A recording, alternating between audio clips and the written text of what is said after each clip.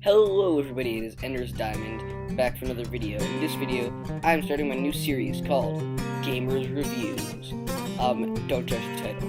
And in this first episode of Gamers Reviews, we have The Witcher 3. Gamers Reviews will be all about games and like consoles, controllers, things like that. So video game stuff, not necessarily just video games. Hope you guys enjoy.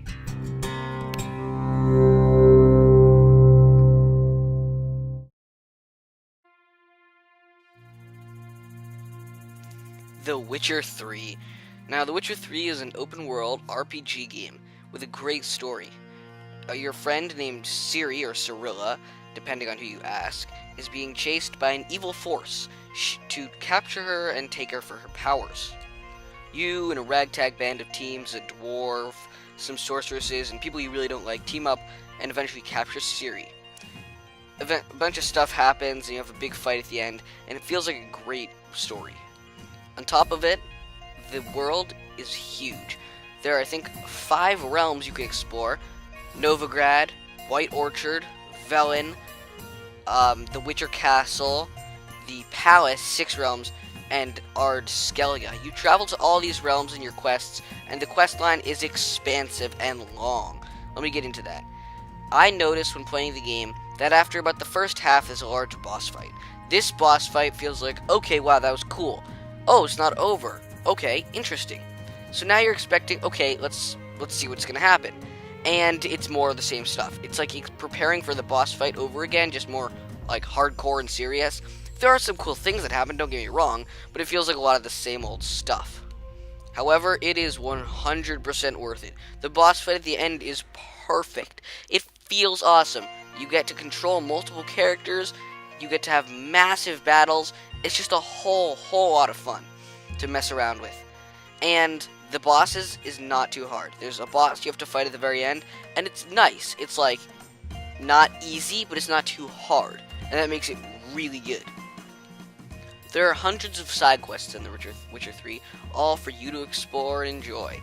I didn't play most of the side quests, however I did get around to a few, and they were a lot of fun. Sometimes it can feel like you just gotta stick with the main story because it is so good. However, you should go around and try and explore some of those side quests. Trust me, it'll be worth it. So to talk about the world a little bit more, the scenes are beautiful. There are about 20, 30 maybe different types of scenes, and these aren't like specifically listed in the game. These are just different environments that you can explore. There's winterlands, there's marshes, there's swamplands, there's mountains, there's plains. There's so many different kinds of animals and awesome treats to find around this world. Oh, it just feels amazing exploring this to your heart's content. The one major issue that the game had, this has nothing to do with the story, the environment, it was just you as a person, but this was kind of a pro-con situation. You were in third person. Now with other role-playing open world games I've played, you're in first person, and I feel like that's much more fun. I feel like it's more, you feel more like a character. However, this game is going for something different. This game isn't trying to get somebody who feels like a character. They're trying to get somebody who feels like a good story, right? They're not trying to say, oh, you're playing this character, you are this person. No, they're trying to say, you're experiencing the lives of this person. Also, because I'm a real stickler about these types of things, the crossbow combat felt horrible. The crossbow combat was really bad, and that's the only type of ranged combat there is. So if you're into guns, crossbows, you're like, oh, there's a little bit here for me, The Witcher 3. Yeah, there's like 20 different variants of the crossbow. I only got like the second. There are so many, and there are so many ways you can get them. They can become really powerful and become an incredible tool. And you have infinite bolts. You can upgrade those bolts and get better bolts, though. But I felt like the combat on the crossbow was just bad. It just didn't feel good. Sometimes like it would just close out of the crossbow screen. Because you got this little crossbow loading screen. Sometimes it just sort of quits out of that, or sometimes you can't shoot fast enough because it's just like holding down the trigger or something. Or sometimes you can't aim correctly because of the game. So the crossbow combat really was just not what I'd hoped for. Another issue that I felt was just kind of poorly done compared to, for example, a game like Fallout 4, even Uncharted, is collecting new weapons and stuff. I definitely collected some new armor. And I feel like too fast I reached a point where I couldn't figure out how to collect more. And it wasn't clear, is this armor really like, it kind of took some comparing. The weapons too, it was difficult to find them because you couldn't just take everything off a body. What was great about Fallout 4 is you never lost anything. If somebody had the best gun in the game, you got that gun, right? In this game, well, not as much. Same with Uncharted. If somebody had an incredible weapon, you could take that weapon off them. This game, no, you can't. You gotta sort of forge them. And it's cool, but I'm not a huge fan of it.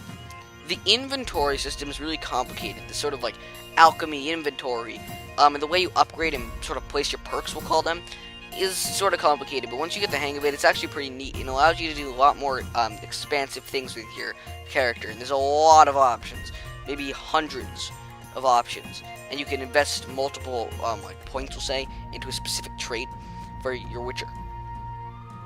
So of course we all need a break from the main storyline. We also sometimes need a break from the quests, the side quests, all those types of things.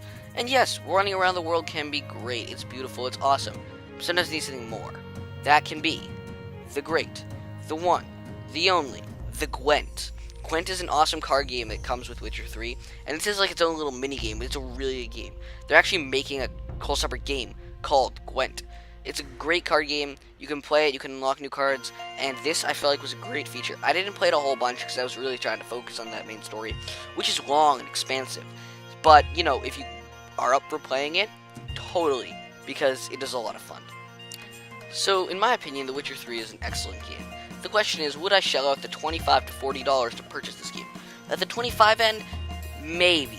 What sort of did it for me was the complexities of the crafting system, the complexities of the inventory system, the alchemy, all those things, the difficulty to acquire new weapons, the crossbow system, the lack of that, and the third person for me really killed it. I hated that third person.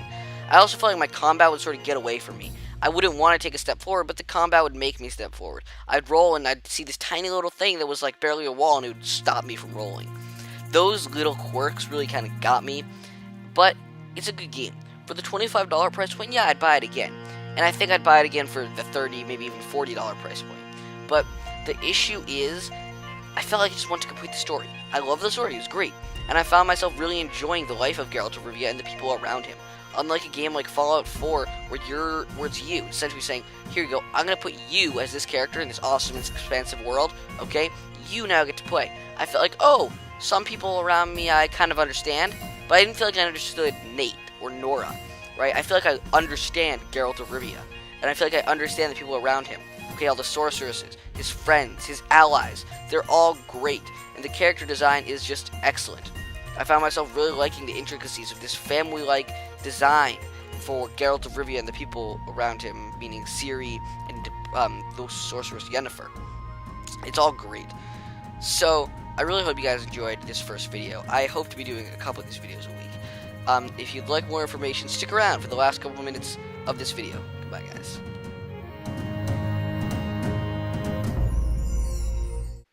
Hey guys, so this is my production schedule type thing.